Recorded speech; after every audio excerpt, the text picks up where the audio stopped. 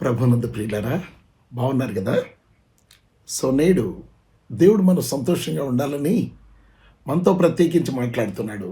ఆ మాటలు మనం గమనిద్దాం. కీర్తనలు 37 5 దేవుడు ఈ మాటలు ఇలా చెప్తున్నాడు. నీ మార్గమును యెహోవాకు అప్పగించము, నీవు ఆయనను నమ్ముకొనుము, ఆయన నీ కార్యము నెరవేర్చును అని అన్నాడు. ఏం చేయాలంటే ఫస్ట్ మన కార్యం నెరవేర్చబడాలి అని అంటే మొదటిగా మనం చేయవలసిన పని ఏంటంటే మన మార్గాన్ని యెహోవాకు అప్పగించాలి. అంటే మన మార్గం అంటే ఏంటి? యెషయా గ్రంథం 53 చెప్తున్నాడు, మనలో ప్రతివాడు తనకిష్టమైన త్రోవకు తొలిగెను అని అన్నాడు. సో నీకిష్టమైన త్రోవ, నాకిష్టమైన త్రోవకు నేను వెళ్ళిపోయాను. మనలో ప్రతివాడు తనకిష్టమైన త్రోవకు తొలిగాను. నీకిష్టమైన త్రోవ ఏంటి? లోకంలో ఉన్నటువంటి సంపద, లోకంలో ఉన్నటువంటి సంతోషం, లోకంలో ఉన్నటువంటి మరి విషయాలను మన జీవితాల్లో నెరవేర్చుకోవడం, లోకంలో ఉన్న పాపాన్ని మనం ఆశించడం, లోకంలో ఉన్నటువంటి మరి లగ్జరీస్, రకరకాలైనటువంటి వ్యాపకాలు, లోకంలో ఉన్నటువంటి ఆనందాన్ని ఆనందించడానికి, శరీరాశ, నేత్రాశ, జీవపడంబాన్ని మనం తీర్చుకోవడానికి ఏం చేసామట? మన మార్గాన్ని మనం తొలిగామట. మన మార్గం తప్పిపోయాం. మనకిష్టం వచ్చినటువంటి లస్ట్లోకి మనం వెళ్ళిపోతున్నాం. మనకిష్టమైన శరీర కోరిక తీర్చుకోవడానికి ఆ మార్గంలోకి వెళ్ళిపోయాం. అక్రమ సంపాదన సంపాదించడానికి ఆ మార్గంలోకి వెళ్ళిపోయాం. అవునా? అపవిత్రమైన జీవితం జీవించడానికి ఆ మార్గంలోకి వెళ్ళిపోయాం. కాబట్టి బైబిల్ చెప్తుంది, మనలో ప్రతివాడు లోకంలో ఉన్నటువంటి ప్రతివాడు ఏం చేశాడంట? తనకిష్టమైన త్రోవకు తొలిగాను అని అన్నాడు. నీ ఇష్టానుసారమైనటువంటి త్రోవలో నువ్వు సంతోషించడానికి, ఆ పాపాన్ని ఆనందించడానికి, అనుభవించడానికి తొలగిపోయావు. దేవుడు నీకు చూపిన మార్గాన్ని చెరిపేసుకొని ఆయన ఇచ్చినటువంటి మార్గం పరిశుద్ధమైంది, అది నీతివంతమైంది. ఆ మార్గాన్ని విడిచి నువ్వు చేసిన పని ఏంటి అని అంటే వెళ్ళిపోయావు. ఆ మార్గాన్ని విడిచి నీ ఇష్టం వచ్చినట్టు మార్గాన్ని నువ్వు ఎన్నుకున్నావు. కాబట్టి ఆ మార్గంలో నీకు శ్రమలు, కష్టాలు, కన్నీరు, వ్యాధులు, జబ్బు, దరిద్రం, రకరకాల పరిస్థితులు నీకు దాపురించినాయి. ఎవరి మార్గంలో? నువ్వు ఎన్నుకున్నట్టు మార్గం. ఎందుకనంటే పాపుల మార్గం విశాలమైంది, అది వాళ్ళకి అమృతంలాగా ఉంటుందన్నమాట. దాన్ని ఫైనల్ స్టేజ్ ఆర్ డెస్టినీ ఏంటి అని అంటే చాలా విషయంతో కూడిందని సామెతల గ్రంథం చెప్తుంది. ఒకరి మార్గము అని ఎదుట సరైనదిగా వాడికి కనపడుతుంది, తుదకది మరణమునకు, నాశనమునకు దారి తీస్తుంది అని అన్నాడు. సో నువ్వు ఈరోజు సంపాదించుకునే సంపాదన అక్రమ సంపాదన కావచ్చు. దాని రిజల్ట్ ఏంటి అని అంటే నీ ఒంటి నిండా జబ్బులు, అప్పులు, బాధలు ఉంటాయి. నువ్వు ఐసీలో ఉంటావు. కారణం ఏంటి అని అంటే అది దేవుని చిత్తానికి కాకుండా అక్రమంగా నువ్వు సంపాదించినటువంటి సంపాదన. సో అపవిత్రమైన జీవితాన్ని జీవించడానికి నిన్ను నీవు అమ్మేసుకున్నావు. నిన్ను పాపం చేయడానికి అమ్ముకున్నావు సాతానికి. వ్యభిచారం చేయడానికి నిన్ను అమ్ముకున్నావు సాతానికి. లంచాలు పుచ్చుకోవడానికి అమ్ముకున్నావు సాతానికి. రకరకాలుగా దొంగగా జీవించడానికి సాతానికి నిన్ను అమ్మేసుకున్నావు. నిన్ను అమ్మేసుకొని నీ మార్గాన్ని సాతానికి అప్పచెప్పేశావు. కాబట్టి మరి ఏం జరుగుతుందట? ఆ మార్గంలో చాలా భయంకరమైనటువంటి పరిస్థితులు ఉన్నాయట. దాని రిజల్ట్ ఏంటి? దాని అంతము నిత్య నాశనము లేక మరణము. అయితే ఇక్కడ దావీదు మహారాజు గారు రాస్తున్నారు, నీ మార్గముని యెహోవాకు అప్పగించుము అని అంటా ఉన్నాడు. చెడిపోయిన నీ మార్గాన్ని, పాడైనటువంటి నీ మార్గాన్ని ఇప్పుడు ఏం చేయాలి? నువ్వు యెహోవాకి అప్పగించు. యెహోవాకి నువ్వు అప్పగిస్తే ఏం జరుగుతుంది? నీ మార్గంలో యెహోవాకు అప్పగించుము, అప్పుడు నీకు మేలు జరుగుతుంది. కీర్తనల గ్రంథం 27 యెహోవా నీ మార్గమును నాకు బోధించుము, నా కొరకు పొంచి ఉన్న వారిని చూచి సరళమైన మార్గమును నన్ను నడిపించుము అని రాయబడింది. ఏమన్నాడు ఇక్కడ కీర్తనాకారుడు? యెహోవా నీ మార్గమును నాకు బోధించుము. నీ మార్గాన్ని వదిలిపెట్టి, ప్రభువా నా మార్గం దాని అంతం ఎలా ఉంది అని అంటే వేశ్య లోతైన గొయ్యి అని చెప్తూ దాని మార్గమునికి వెళ్ళేవారు ఎక్కడికి వెళ్తారట? పాతాళానికి వెళ్తారట. దాని మార్గానికి వెళ్ళేవాళ్ళు పాతాళానికి వెళతారు అని వ్రాయబడింది. అయితే పాతాళానికి, నిత్య నరకానికి వెళతారు దాని మార్గంలో ఉండేవాళ్ళు. కానీ ఇక్కడ చెప్పబడే మాట ఏంటి అని అంటే, యెహోవా నీ మార్గమును నాకు బోధించుము, నా మార్గంలో ముళ్ళున్నాయి, నా మార్గంలో సమస్యలు ఉన్నాయి అని నువ్వు తెలుసుకోవాలి. తెలుసుకున్నప్పుడు జరిగేది ఏంటి తెలుసా? నీ మార్గాన్ని యెహోవాకి అప్పచెప్పాలి. యెహోవా నీ మార్గమును నాకు బోధించుమన్నాను నువ్వు. ఆయన మార్గం ఏంటో బోధిస్తాడు. అప్పుడు నీకేం జరుగుతుందట? నీ కొరకు పొంచి ఉన్న వారిని చూచి, ఎందుకు పొంచి ఉన్నారు? నువ్వు చేసిన అక్రమాలకి, నువ్వు చేసిన అన్యాయానికి, నువ్వు చేసిన కథలకి నిన్ను ఏర్పడేయడానికి శత్రువులు పొంచి ఉన్నారు. అయితే ఆ పొంచి ఉన్న వారిని చూచి ఏం చేయాలట? నా కొరకు పొంచి ఉన్న వారిని చూచి సరళమైన మార్గమున నన్ను నడిపించుము, మంచి మార్గంలో నన్ను నడిపించు అని నువ్వు కానీ చెప్పగలిగితే దేవునికి, ఆయన నీ మార్గాన్ని మారుస్తాడు. తన మార్గంలో నిన్ను నడిపించి నిత్య జీవానికి నిన్ను వారసునిగా చేస్తాడు. కాబట్టి మనం చేయాల్సింది ఏంటి తెలుసా? ఆయన మార్గాన్ని బోధించమని అడగాలి. నీ మార్గం నాకు తెలియపరచయ్యా, నీ మార్గంలో నేను నా ఇష్టం వచ్చిన త్రోవకు తొలగిపోయాను, అక్కడంతా ఫెయిల్యూర్స్, అక్కడంతా బాధే, అక్కడంతా ఇబ్బందే అని చెప్పి నువ్వు చెప్పగలగాలి. అయితే రెండో మాట అంటూ ఉన్నాడు, కీర్తనల గ్రంథం 55వ అధ్యాయం 22వ వచనం, నీ భారం యెహోవా మీద మోపుము, ఆయనే నిన్ను ఆదుకొనును అని అంటా ఉన్నాడు. ఏం చేయాలంట? నీ భారం యెహోవా మీద మోపుము అని అంటా ఉన్నాడు. నీ ఫెయిల్యూర్స్ ఉన్నాయే, ఆయన మార్గం నీకు బోధించమని అడిగి, నీ ఫెయిల్యూర్, నీ బాధ, నీ ఇబ్బంది, నీ సమస్య ఆయన మీద మోపు, ఆయనే నిన్ను ఆదుకొనును. ఆయన నిన్ను ఆదుకుంటాడు. ఆయన నిన్ను ఆదుకోవడానికి ఆయన సిద్ధంగా ఉన్నాడు నేటి దినాన.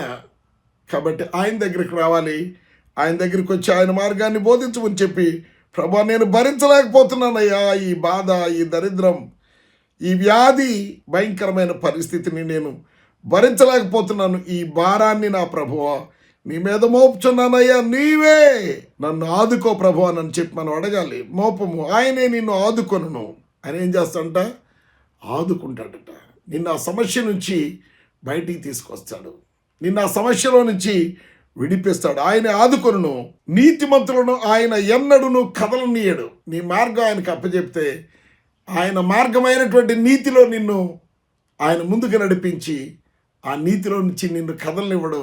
నీకు ఎటువంటి బాధ, ఇబ్బంది కలగనివ్వడు. దేవునికి స్తోత్రం కలుగునుగాక. సామెతల గ్రంథం 16వ అధ్యాయం 3వ వచనంలో, నీ పనుల భారము యెహోవా మీద నుంచుము. మనం మొదటిగా చదువుకున్నటువంటి వచనంలో, యెహోవా నీ మార్గమును నాకు బోధించుము, లేక నీ మార్గమును యెహోవాకు అప్పగించుము, నీవు ఆయనను నమ్ముకొనుము, ఆయన నీ కార్యము నెరవేర్చును. నీ కార్యం నెరవేర్చబడాలి అని అంటే ఆ కార్యం ఏదో ఆయన మీద మోపు. నీకు ఉద్యోగం రావాలా? ఆ భారాన్ని ఆయన మీద మోపు. పరిశుద్ధతలో, నీతిలో ఆయన మార్గంలో ఉన్నాడు. అప్పుడు ఏం చేస్తాడు? నీ కార్యాన్ని నెరవేరుస్తాడు. ఏ కార్యం కొరకు నువ్వు ఎదురు చూస్తున్నావో, దేని కొరకు ఆశిస్తున్నావో, దాన్ని నీ కొరకు ఆయన నెరవేర్చే దేవుడై ఉన్నాడు. దేవునికి మహిమ కలుగును గాక.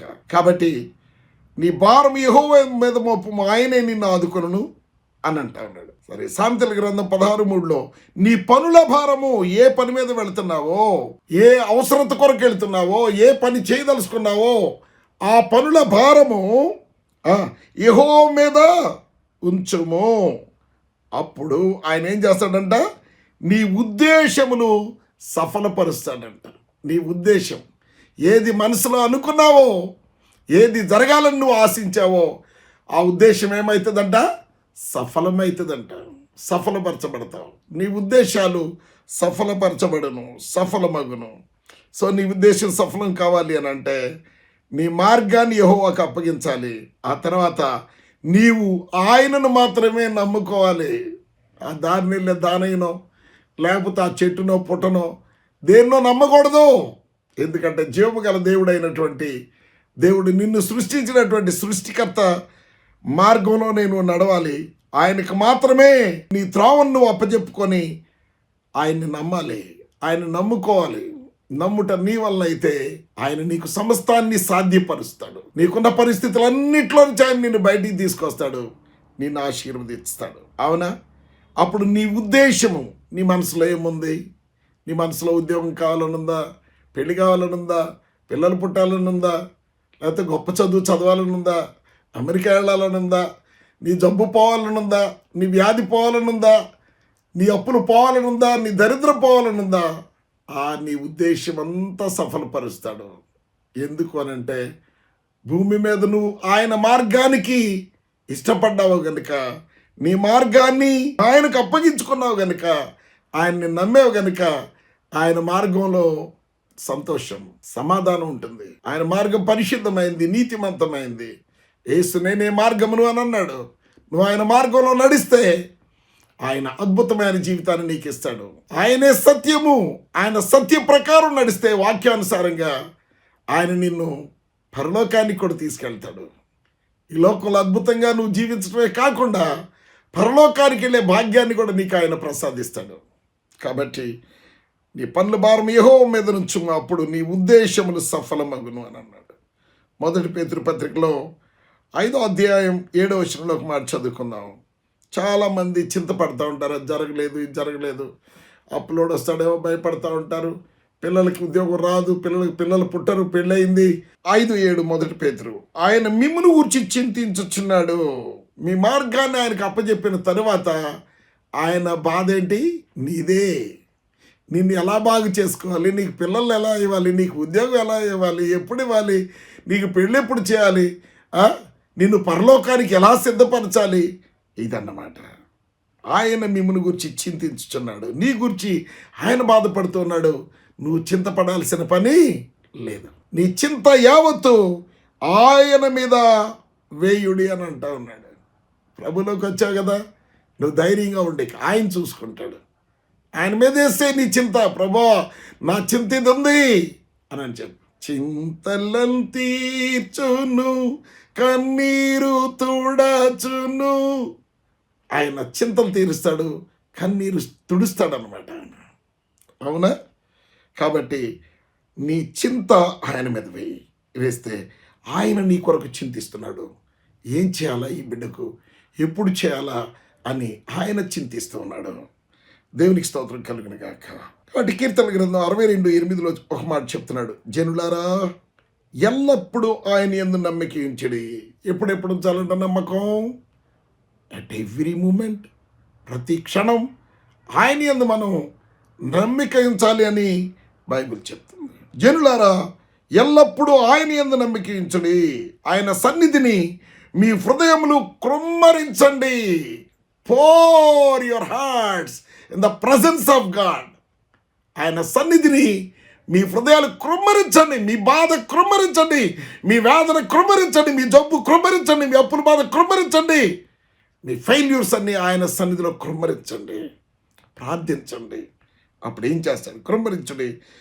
దేవుడు మనకు ఆశ్రయము అని అన్నాడు. అప్పుడు ఏంటంట? ఆయన నీకు ఆశ్రయం. ఆయన సన్నిధిని మీ హృదయమును కృమ్మరించుడి. దేవుడు మనకు ఆశ్రయము, దుర్గము, ఆశ్రయం. ఆయన అటన్నిటిలో నుంచి నిన్ను బయటికి తీసుకొస్తాడు. నీ చింత ఆయన మీద వేయాలి. దేవునికి స్తోత్రం కలుగును గాక. కీర్తనల గ్రంథం 3వ అధ్యాయం 5వ వచనం చదువుకుందాం. నీ స్వబుద్ధిని ఆధారం చేసుకొనక అని అంటాడు. ఎవరు ఆధారం చేసుకుంటారు? దేవునిలో నుంచి తొలగిపోయి వాళ్ళ సొంత మార్గాల్లోకి, మళ్ళీ ప్రతివాడు తనకిష్టమైన మార్గమునకు తొలగిపోయాను. ఏదో సంపాదించాలని, ఏదో చేయాలని నీ ఇష్టం వచ్చిన త్రోవకు తొలగిపోయావు. దేవుని యొక్క వాక్య సరళత నుంచి, పరిశుద్ధత నుంచి తొలగిపోయావు. అద్భుతంగా బ్రతకాలి, దేవుడు ఆశీర్వాదం మనం అనుభవించకుండా మన సొంతగా మనం కష్టపడి ఆశీర్వాదాన్ని పొందుకోవాలి అని అంటే అది కష్టం. ఎందుకంటే యెహోవా ఆశీర్వాదం ఐశ్వర్యం ఇచ్చును. నిన్ను ఐశ్వర్యంగా చేసేది యెహోవా ఆశీర్వాదమే కానీ నీ కష్టార్జితం కాదు. నీ కష్టార్జితం వల్ల నువ్వు ఐశ్వర్యవంతుడివి కాలేవు. దేవునికి స్తోత్రం కలుగును గాక. నీ స్వబుద్ధిని ఆధారం చేసి కొనక అని అంటా ఉన్నాడు. ఏం చేసుకోవాలంట? నీ బుద్ధి ఆపేయి, నీ ఆలోచనలు ఆపేయి. నీ స్వబుద్ధిని ఆధారం చేసుకొనక నీ పూర్ణ హృదయంతో యెహోవా యందు నమ్మిక ఉంచుము. ఆయన చేస్తాడు అని నీ పూర్ణ హృదయంతో నమ్మిక ఉంచుము. ఒక్కోసారి నమ్మకం ఉంచకపోయినా కూడా నువ్వు నమ్మాలని ఆయన నీ కోసం కార్యం చేస్తాడు. అదేంటి అని అంటే, లాజరు చనిపోయినప్పుడు మార్తతో యేసు ప్రభు వారు మాట్లాడుతూ ఉంటాడు. ఏమని మాట్లాడుతున్నాడంటే, మార్త, నీవు నమ్ముచున్నావా? నీ తమ్ముడు లేస్తాడు, పునరుద్ధానంలో లేస్తాడు. వాక్యం బాగా తెలుసు మనకు. సో అలా కాదు, నీ తమ్ముడు ఇప్పుడే లేస్తాడు. ఎలా లేస్తాడు? నమ్మలేము. దేవుడు చేసే అద్భుతాలు నమ్మలేని జాతి ఉన్నారు కొంతమంది. వాళ్ళు అంటారు, మాకు ఇప్పుడే చూపించండి అని అంటారు. పరిశుద్ధాత్ముడు చేసే కార్యాలు నానా విధాలుగా ఉంటాయి. వాళ్ళు ఆ పరిశుద్ధాత్మను పొందుకోక, వాళ్ళకి అది అర్థం కాక అవన్నీ లేవు అని అంటూ ఉంటారు. ఆయన అద్భుతాలు చేసే దేవుడు. ఆయన పేరే ఆశ్చర్యకరుడు. ఆశ్చర్యకార్యాలు చేసే దేవుడు. ఆయనకి నీ మార్గాన్ని అప్పచెప్పుకుంటే, నీ జీవితాన్ని అప్పచెప్పుకుంటే, ఆయన ఏం చేస్తాడు? నీ జీవితంలో ఆశ్చర్యకార్యాలు చేస్తాడు. ఆయన అద్భుతాలు చేసే దేవుడు. ఆయన చేసిన అద్భుతాలకి నీకు మైండ్ పోయి ఇవి నేను చేయలేను, ఆయన మాత్రమే చేయగలిగాడని అనుకుంటావు. కానీ ఆయన అన్నాడు, నేను చేసే కార్యాలు మీరు చేస్తారు, వాటికంటే గొప్ప కార్యాలు చేస్తారంటే ఈ దేవుని నమ్మినటువంటి మనుషులు మూర్ఖతరం వారు ఆయన్ని నమ్మడం లేదు, ఆయన లేఖనాలను నమ్మడం లేదు, ఆయన వాక్యాల్ని నమ్మడం లేదు. నమ్మకుండానే ఆయన వెంబడిస్తూ ఉన్న మూర్ఖతరం ఇది. అవునా? చేయండి చూద్దాం. ఏంటి చేస్తాడు? నువ్వు చేయాలి అని అంటే ఆ చదువులోకి నువ్వు రావాలి. నీకు పీజీ డిగ్రీ పట్టా కావాలంటే అది నువ్వు చదవాలి. పిహెచ్డి పట్టా నీకు కావాలంటే దాన్ని నువ్వు చదవాలి, రీసెర్చ్ చేయాలి. నువ్వు ఏ రీసెర్చ్ చేయకుండా నీ చేతకారితనంతో అది లేదు ఇది లేదు, ఆ రోజు యేసుప్రభువే చేశాడు, శిష్యులే చేశాడు అని అనుకోవడం తప్పు. ఎందుకంటే నీ ద్వారా దేవుడు ఆ కార్యాలు చేయడానికి తన ఆత్మను నీలోకి పంపించాడు. తన ఆత్మ నీ ద్వారా అనేకమైన అద్భుత కార్యాలు, సూచక్రియలు, మహత్కార్యాలు చేస్తాడు. And you know this. ఈ నాలెడ్జ్లోకి రాకుండా నువ్వు పరిశుద్ధాత్మని ఎదిరిస్తూ పరిశుద్ధాత్మ చేసే కార్యాలు తప్పని, వాళ్ళు తప్పు చేస్తున్నారు, వీళ్ళు తప్పు చేస్తున్నారు అని చెప్పి నువ్వు ఏదో భ్రమపడుతూ జీవిస్తున్నావు. ఈరోజు పరిశుద్ధాత్మకు లొంగిపో. ఆత్మ చేసే కార్యాలను నువ్వు తిరస్కరిస్తూ ఉన్నావు, అవి జరగడం లేదు అని అంటా ఉన్నావు. నీకు జరగడానికి యేసుప్రభు ఏ పేరు పెట్టుకుని వచ్చాడు తెలుసా? ఆయన ఆశ్చర్యకరుడు, ఆలోచనకర్త, బలవంతుడైన దేవుడు, నిత్యుడగు తండ్రి, సమాధానకర్తకు అధిపతి, ఇమ్మాన్యుయల్ అని ఆయనకు పేరు.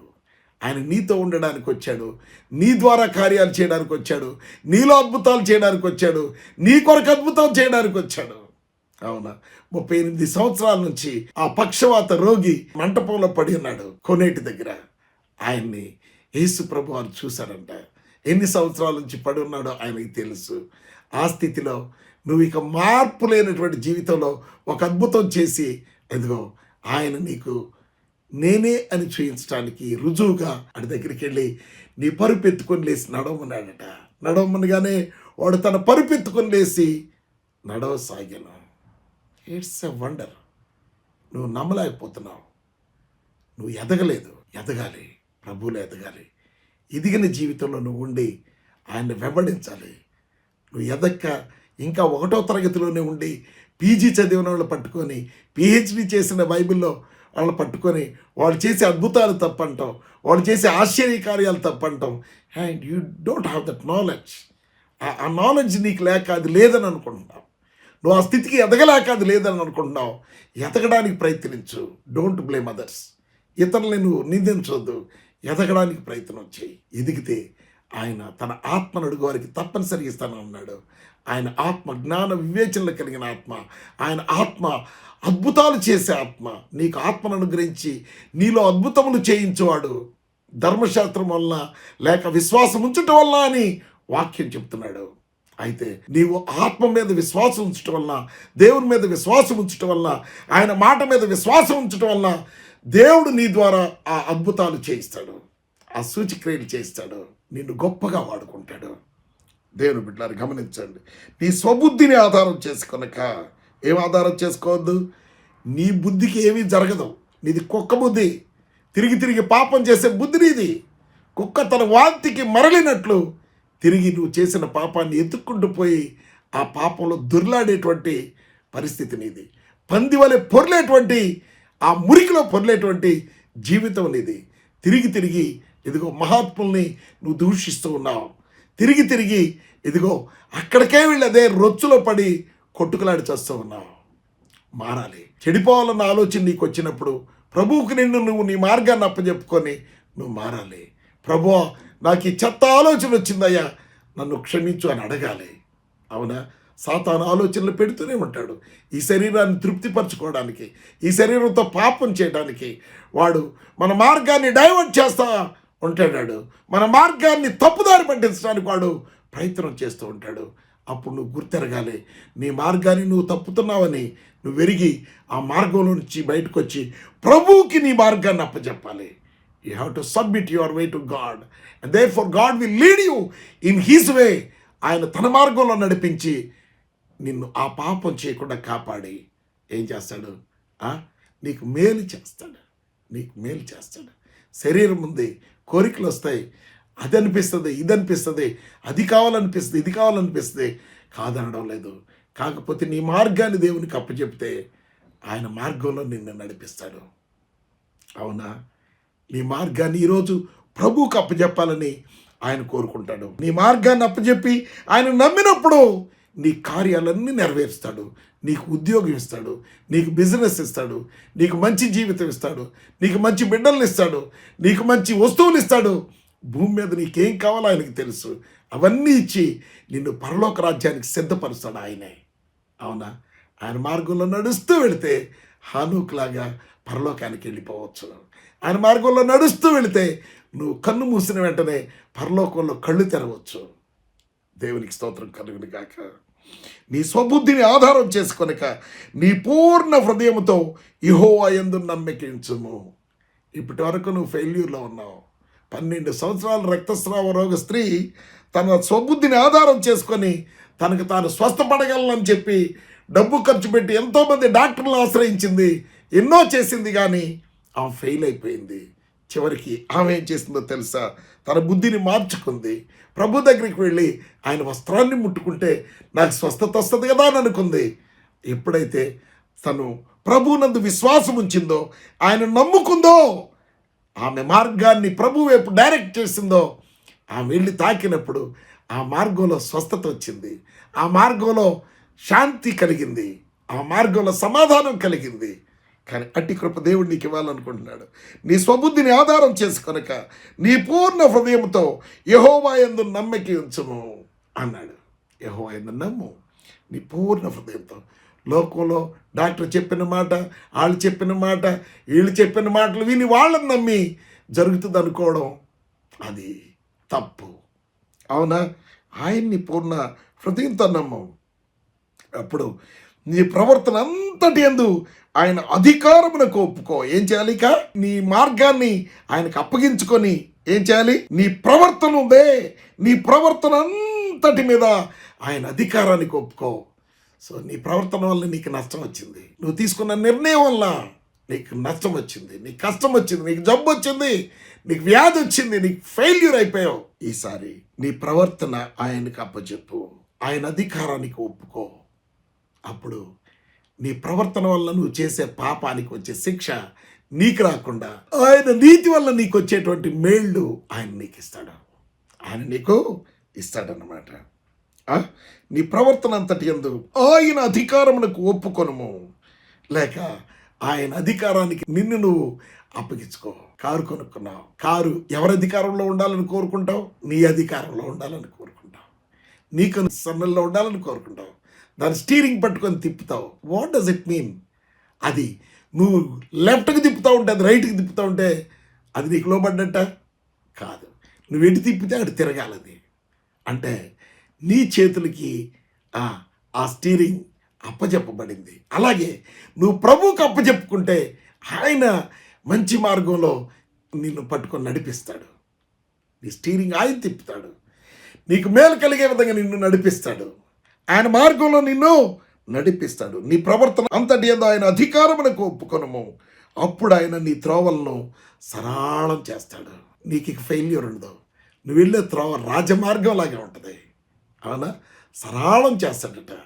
నువ్వు వెళ్ళే మార్గాన్ని ఆయన ఏం చేస్తాడు? సరళం చేస్తాడు. దానిలో బ్రేక్ డౌన్స్ లేవు, దానిలో కష్టాలు లేకుండా చేస్తాడు, దానిలో కన్నీరు లేకుండా చేస్తాడు, దానిలో ఫెయిల్యూర్స్ లేకుండా చేస్తాడు. ఆయన నీ మార్గాన్ని అద్భుతంగా మారుస్తాడు. అన్ని మేలు జరిగే మార్గంలో నిన్ను నడిపిస్తాడు, నీతి మార్గంలో నిన్ను నడిపిస్తాడు, పరిశుద్ధతలో నిన్ను నడిపిస్తాడు. ఫెయిల్యూర్ లేనటువంటి జీవితంలో ఆయన నిన్ను నడిపిస్తాడు. నడిపిస్తాడు నా దేవుడు, శ్రమలోనైనా నన్ను విడువడు. ఆయన విడిచిపెట్టడు. ఇక నీకు శ్రమ వచ్చిందనుకో, శ్రమలో నుంచి ఆయన నీకు శాంతి మార్గంలో నడిపిస్తూ ఉంటాడు. ఆయన తన శాంతిని నీకు అనుగ్రహించాడు. నా శాంతిని మీకు అనుగ్రహించి వెళ్ళుచున్నాను, లోకం ఇచ్చినట్టు కాదు అని అన్నాడు. ఆయన శాంతిని నీకు ఇవ్వాలనుకుంటున్నాడు. దేర్ఫోర్ ఆయన శాంతి లోకంలో శాంతిలాగా కాదు. లోకంలో కొద్దిసేపు శాంతి, కొద్దిసేపు బాధ, కొద్దిసేపు అశాంతి, కొద్దిసేపు కష్టం, కొద్దిసేపు దుఃఖం, కొద్దిసేపు బాధ, ఇవన్నీ ఉంటాయి. కానీ ఆయన సన్నిధిలో, నీ సన్నిధానములో విలువైన సంతోషం, ఆరాధించుకునే విలువైన అవకాశం, కోల్పోయినవన్నీ నాకు ఇచ్చుటకును, బాధల నుండి విడిపించుటకును. ఆయన సన్నిధికి అప్పచెప్పుకో. కోల్పోయిన అన్నీ ఇచ్చేస్తాడు. బాధల్లో నుంచి నిన్ను విడిపిస్తాడు ఆయన. హల్లెలూయా. అప్పుడు ఆయన నీ త్రోవలను సరళం చేస్తాడంట. నీ త్రోవలు స్ట్రైట్గా చేస్తాడు. అక్కడ ఇబ్బందులు లేకుండా నీ త్రోవ సరళం చేయబడుతుంది, స్ట్రైట్గా చేయబడుతుంది. అక్కడక్కడ రోడ్లు కొట్టుకుపోయి నువ్వు దాటలేకుండా ఉండదు. నీ రోడ్డు రాజమార్గం చేస్తాడు దేవుడు. హల్లెలూయా. ఆ రోడ్డుని నడుచుకుంటూ వెళ్ళిపోతే పరలోకానికి వెళ్ళిపోతాను చక్కగా. హల్లెలూయా. ఆ రోడ్డు నేను నడుచుకుంటూ వెళ్ళిపోతే పరిశుద్ధతలో, నీతిలో నీ జబ్బులన్నీ పోతాయి, నీ అప్పులన్నీ పోతాయి, నీ సమస్యలన్నీ తీరిపోతాయి. కాబట్టి ఆయన అధికారానికి నీ ప్రవర్తన అప్పచెప్పేసి, స్టీరింగ్ అప్పచెప్పాయనికి ఆయన నడిపిస్తాడు. దేవునికి స్తోత్రం కలుగునుగాక. 34వ కీర్తన 17వ వచనం, నీతిమంతులు మొర్రపెట్టగా యెహోవా ఆలకించును. నిన్ను నీతి మార్గంలో నడిపిస్తూ నువ్వు ఏది అడిగితే అది ఆయన ఆలకిస్తాడంట. అప్పుడు నీకు కలిగే శ్రమలన్నిట్లో నుంచి ఆయన విడిపిస్తాడంట. నీకు కలిగే శ్రమంతట్లో నుంచి ఆయన నిన్ను విడిపిస్తాడు. నీతిమంతులకు కలుగు ఆపదలన్నిట్లో నుంచి ఆయన విడిపిస్తాడు. ఆయన నెమ్మదినిస్తాడు. ఆయన మంచి జీవితాన్ని ఇస్తాడు. అద్భుతంగా నిన్ను ఆశీర్వదిస్తాడు. నీ జబ్బు నుంచి, నీ సమస్య నుంచి, అంతటి నుంచి ఆయన నిన్ను విడిపిస్తాడు. కీర్తనల గ్రంథం 1వ అధ్యాయం 3వ వచనంలో ఒక మాట చెప్తుంటున్నాడు. అదేంటి అంటే, నీవు ఆయన సత్యాన్ని బట్టి ఆయన మార్గంలో నడుచుకుంటే నువ్వు చేసేదంతా సఫలపరుస్తాడంట. నువ్వేదైనా చెయ్యి, దాన్ని ఆయన సఫలపరుస్తాడు. సఫలపరిచేటువంటి ఆ గొప్ప పరిస్థితి దేవుని దగ్గర మాత్రమే ఉంది. ఆయన నీ కార్యాలు సఫలపరుస్తాడు. ఆయన నిన్ను ఆశీర్వదిస్తాడు. అట్టి ఆశీర్వాదాన్ని నువ్వు అనుభవించడానికి నేటిది నువ్వు చేయాల్సిన పని ఏంటి అంటే, నీ మార్గము యెహోవాకు అప్పచెప్పాలి. ప్రవర్తన అంతటి మీద ఆయన అధికారానికి ఒప్పుకోవాలి, లేక అప్పచెప్పాలి. ఆయనను మాత్రమే నమ్ముకోవాలి. ఆయన దగ్గర నీ పరిస్థితులన్నీ కృమ్మరించాలి. అప్పుడు ఆయన నీ కార్యాలు నెరవేరుస్తాడు. ఆ రీతిగా నీకు జరుగును గాక. God bless you.